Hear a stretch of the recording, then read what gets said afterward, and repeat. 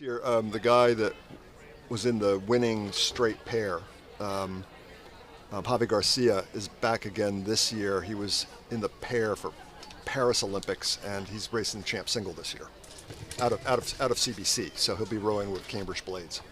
Yes, you'll be seeing many Paris Olympic alumni. And this some weekend. of them are tucked into these alumni aids. Yes, some of them are a little hidden. They're a little bit hidden. We can kind of get into the whole gamesmanship of what event do you go after, because the head of the Charles has generally speaking tried to take the Olympians and get them into the championship events. But if they're alums, they're alums. Yeah, you don't get disqualified from being for example, Harvard alumni just because you went to the Olympics. Okay, here we go. First boat in the fours race. Rowing with bow number one. Northeastern oars. Bow number one. This is Crabtree, which typically has a green oar with a gold crab on it. George Cozens, Sean Gorvey, Stephen Peel, Jade Uru, and Rod Chisholm. It is difficult to ship hulls and oars cross Atlantic, so I imagine they are rowing not only with Northeastern blades, but probably a Northeastern hull. Is Uru a Kiwi national teamer? Uh-huh. I can't say for certain, but I'm fairly certain. Exactly, yeah. And just looking at the age breakdown of that hull, I do suspect we have a national team member plunked in there at 3-seat. Yeah, so you've got a 61-year-old, a 59-year-old, a 50-year-old, and a 37-year-old. Yes. Yeah. And another coming up behind them, doing a great job with the coxing, bow number 2, Molsey. And these guys have all won. They've all won head of the Charles, and they're all Olympians. Yes. So Sam Burrows, Edward Bellamy, Matt Britton, Tom Middleton, James Wright. Just a tremendous amount of talent and skill in that crew. Is this bow 3? 4. And our first shuffle of ordering. This is bow number 4, Diesel. Yeah. Oh no, excuse me, Marin. Marin. Yeah, with the red and white blades. I said Diesel because I was expecting Diesel as they are bow number 3, but I should have learned by now. They got matching kit this year. They're all wearing army green T-shirts. So that is Diesel right on the buoy line there. Yeah, Chrissy Cadigan, Rob Zabel, Brett Gaby, Chris Burrell, and Spencer Cutter. And I can hear the coxswain from here. Palm Beach is right on their tail and moving fast. They all know each other. Yeah, that Cox is managing the boat ahead of him. Yes, I'm not sure if politely managing or exchanging words so that they can continue their the diesel speed. boat has yielded the line, so Palm Beach is going to the inside on the Belmont Hill turn. Next up is Atlanta.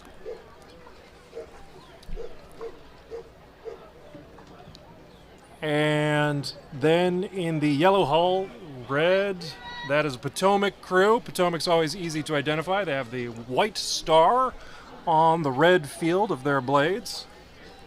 And then, of course, ex-Nemo. And even our senior masters, they have to get out there and train. The ex-Nemo crews are always fast. And the bio for the ex-Nemo crew is beat Yale. Of course. Why would they say anything else?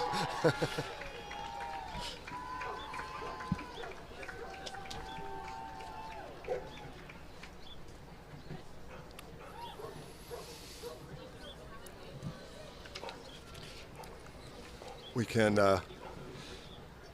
talked a little bit about having rules named after you. One of the other charming parts of the head of the Charles, as we've been talking about, are the club names that people come up with. And let's just say that the governing body, when they see these club names, and they're saying, okay, these have to be, recognized organizations. Sometimes this is the only place these names show up the whole rowing year. Yes, some of these clubs, if you look them up on Regatta Central, you'll see they only race here and they don't have a single other race anywhere on the planet any time of year. Sorry, we got racers coming. We'll back to this in a second. 12 and 9. Pause on the witty banner. So on the Boston side, out in front, River City. And on the Cambridge side, we have Riverside with the striped unis and striped blades. And they have bow deck on stern deck entering into Elliott Bridge. And then Argonaut.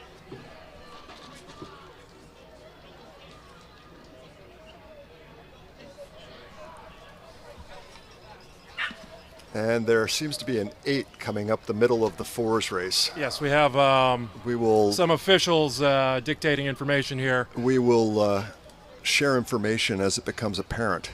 Bow 10 entering the bridge is Pacific. Yes, so this 8 here, we're not sure who they are, but they've been directed to get off the course. This is bow number 8. From the prior race, so this is a 60 plus. Yes, this is women's Saugatuck. 8. So this is Saugatuck.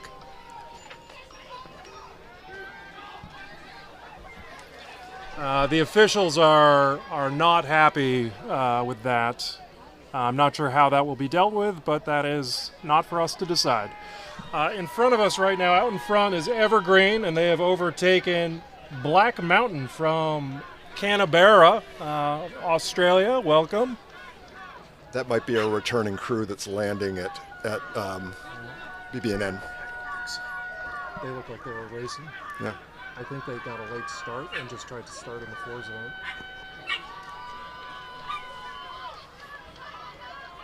And entering the bridge right now, Gentle Giant. Got some fans for Gentle Giant up on the bridge making some noise for them.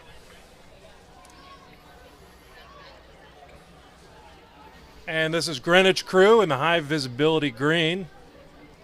Gentle Giant Rowing, of course, is affiliated with the Gentle Giant Moving Company. Gentle Giant Moving has rowing at their core, as we were talking about before, one of our longtime collaborators, and we could not put on this regatta without them.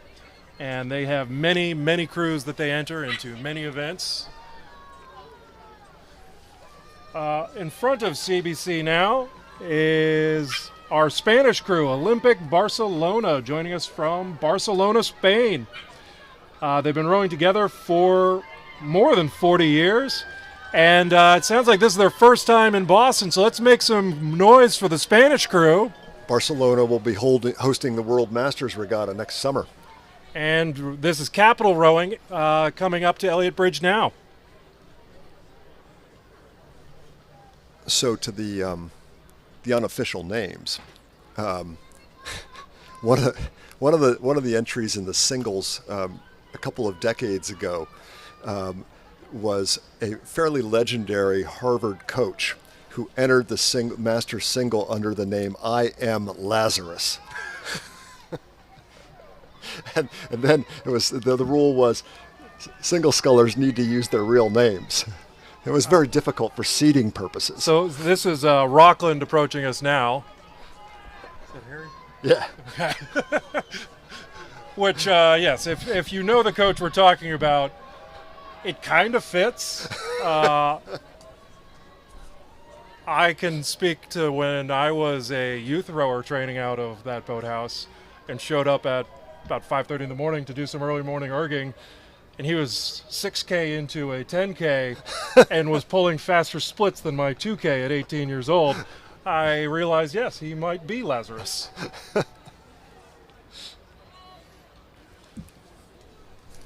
And approaching us now, Avalon, bow number 20. Another charming part of Head of the Charles culture is, you go over to some regattas and you have to have a national governing body sanctioned uniform. You have to have matching hats. You have to have matching sunglasses. Head of the Charles is known for creative costumes. Yes, given that we are the third weekend in October, some of the events, especially the directors' events coming up this afternoon. Also the collegiate alumni. The alumni aides, in Halloween costumes. Yeah. So you'll occasionally see skeletons or witches or firemen coming down the course. Yeah. Approaching the bridge right now is Minneapolis Rowing Club. And we do have a large pack, so we'll have to put a pause on the banter here. We got Whitehall is bow number 21, Blackhall is bow number 21 in the Whitehall Hudson River. 25, in the Black Hull Highlands from Hewitt, New Jersey, bow number 25, 22. followed by bow number 22, Rowe, New Jersey, And the red shirts, Black Hull, bow number 30. and red shirts Black Hull bow number 30, Willamette from Oregon. Moving fast. We got 24 on the outside, 28. On the outside, in the red hull from Northern Virginia, and then on the inside with the green blades, Highlands also from New Jersey. I'm on mute. So I hadn't checked them off yet, so they definitely missed their start and started late. Okay. And they were like mid-race, and that's why they were basically told to go be in timeout on that. I think they might just be DNF. Banned from next year. Yeah. Right. Yeah. DNS. Right. Yeah. Yeah. All right, so there are 30 competitors in this event, so we have a couple more crews, I believe. But our next event at a 10:07 start time, it's the men's Grandmaster 4s, so that's 60 plus. Yeah. Last year, Molsey Another Molsey record. brought a lineup and they smashed that tagged record. the course record by 30 seconds. Yeah, most course records here, they shave off 2 seconds. Maybe if the conditions are perfect, you might get a 5 or 6 second record. 30 seconds is unheard of. Yeah, and this is another one where I think the prior record was something like 1804, and the third place crew was 10 seconds under the old course record. And the old course record, it wasn't a fresh record. It had been around for 5 or 6 years. So this is bow number 26 approaching us now. Club Nautique de Sherbrooke. So that's, I'm sure I'm butchering my French Quebecois, but they're joining us from Quebec. Now, in this next event, one thing to watch Upper Valley. in bow number, This is Upper Valley in front of us right here, joining us from Hanover, New Hampshire, rowing the Connecticut River. bow number 1 is Molsey, and they're starting to come on to we can start to see them coming around the bend. Bow number 2 will be Cambridge Boat Club, coxed by Chris Boyd. I would hazard a guess that Chris will steer this course in about 45-30 meters. So he'll probably shave more than 170 meters off of the 4702. So watch how they come around the buoys in bow number 2. Maybe bow number 2, but bow number 1 is also doing a phenomenal job. Bow number 1 is having a good race. Say about maybe 6 inches off perfect for this turn. Excellent course. So again, this is Molsey from Great Britain. So Adrian Ellison, Harv Worden, Richard Shirley, Ian McNuff, and Clive Roberts. And this is the team and essentially the same lineup that smashed that record last year. These guys have a regular training regimen. This is a very competitive Masters program. Bow number 2, Cambridge Boat Club, Chris Richards, Greg Wilkins, Tom Darling, a late substitute for injury, Richard Sampson, and Chris Boyd.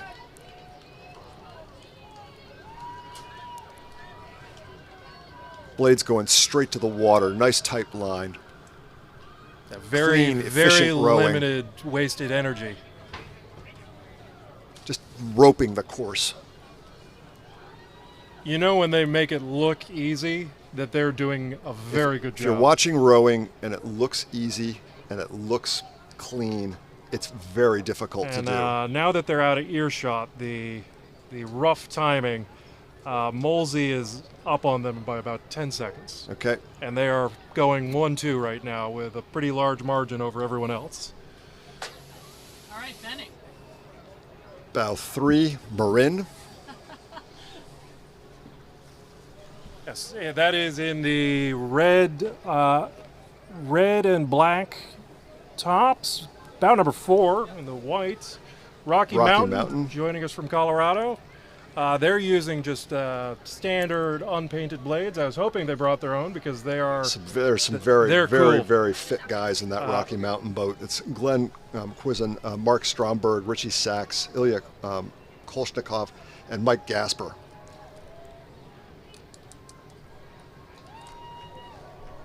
That's a boat that when it shows up more often than not, they win stuff. So we have a couple crews coming down side by side. Looks like bow number 6, which I believe is CBC, on the buoy line. Yeah, on the buoy line, you've got Cambridge, CBC President Tom Pounds in stroke. And they are using the buoy line to overtake Narragansett, number 5. So Narragansett on the outside. So we got fans here. Clearly, we're making some noise. And now Cambridge is looking to do a crossover. Oh, look at that. Narragansett is not letting the CBC guys walk away with this at all. Now, those of you watching at home or on this side of the bridge, you do want to have the angle on the Boston side of the Elliott Bridge going into the bridge, but there is another turn in the opposite direction. Like we were saying, it's like a speed skating crossover zone. You got to go left to right. So if you can hold the line and not let them fully overtake the race line, you may have an advantageous line on the second turn. It is the responsibility of the passing crew to complete the pass. Yes, but if you can't complete it because you get halfway there and then you stall out, it's not enough. The crew that you're passing, doesn't have unlimited responsibility to make it easy for you.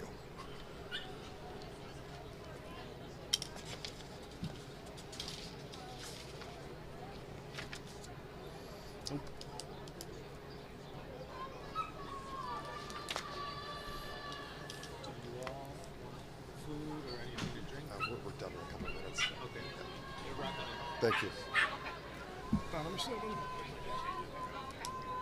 Okay, and in the stripes, Riverside Boat Club, Lissa Bay Byrne, Ernest Cook, Robert Sangstaken, Dennis Wojla, and Mike Thibault competing as a 70+4. Then we've got Cambridge entry of Carolyn Jane Hanlon, John Lambert, John Saxelby, Ed Ford, and Steve Morse.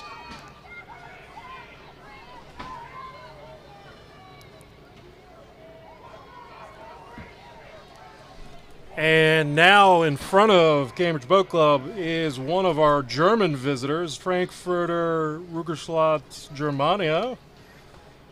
So that would be a rowing club out of Frankfurt, Germany. Welcome to Boston. Glad to have you.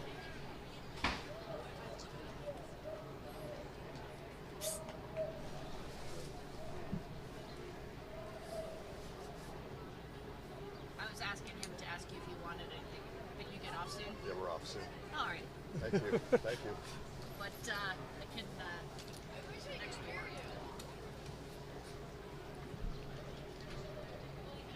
Oh, and we have a little bit of a jump here. This is bow number 14, Army green shirts. That's Diesel. And then bow number 10, Palm Beach, joining us from Florida.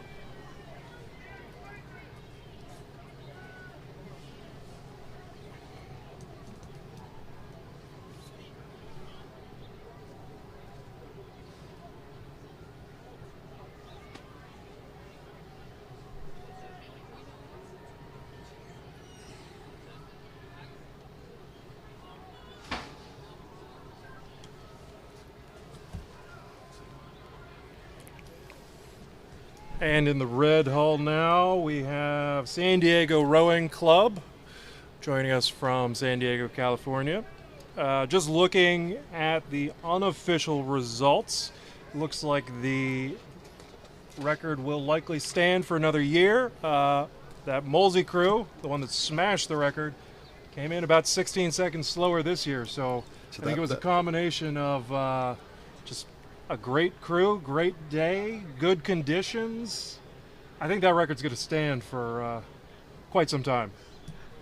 Yeah, it's a combination of flow, wind direction, and having the right crew and the right course. And it's a tricky combination to pull together because you can have a outstanding crew, but if the flow is up because of rain or the river temperature is a little bit colder or the wind's the wrong direction, it is what it is. Or if there's a gusty day and you just catch a gust at the wrong time.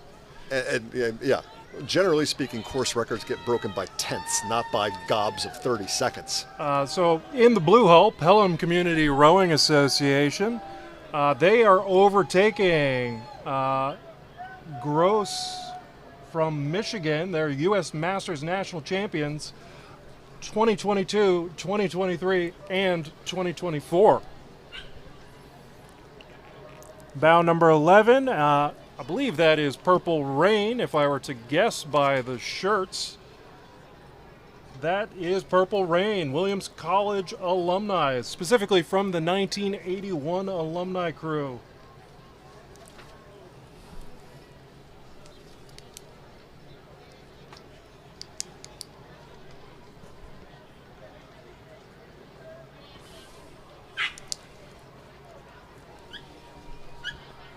This is 20. Ooh. And we have bow ball on stern deck, a little bit of tapping going on. Bow number 20, East Arm out in front. Followed by Purple Rain. That can't be right.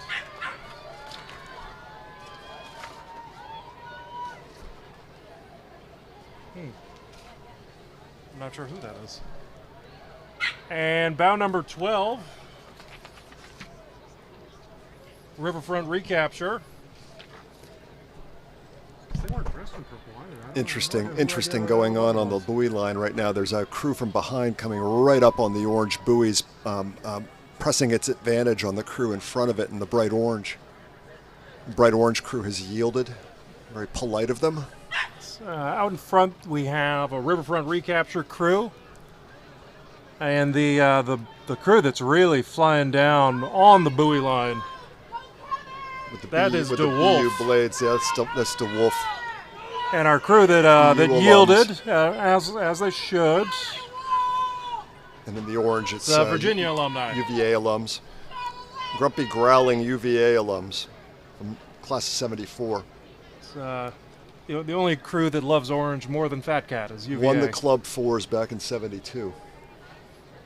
So back then it was the Champ Fours and the Club Fours. So the Champ Fours was national teamers, Club Fours was good college programs. That must have been quite the crew back in the day. Occasionally back then you would have national teamers try to sneak into the club events, and that would be another one of those head of the Charles rules.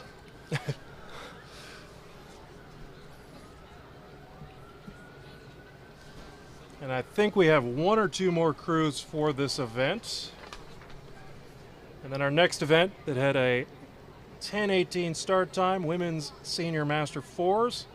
Another record set by RCA. They smashed the record by 15 seconds as well. Yeah. It was a crazy year last year for records. Just to give you an idea of how fast the track was last year. So they forecast rain on Thursday, Friday. So Friday morning they were draining the river. So they opened up the locks down at the bottom and millions of gallons of water. One moment. This is Friends of Phillip Academy. So this is bow number 18 of the Men's Grandmaster 4. Combination of teams from the West Coast and East Coast, all who are alumni of Phillips Academy of Bethesda, Maryland. So this is getting a little wonky, but last year it was relatively dry. So the flow coming downstream was relatively low, but then they were forecasting a heavy rain. So the guy down at the locks opens it up to drain the river. Which we did end up getting rain eventually. Yeah, we did get rain.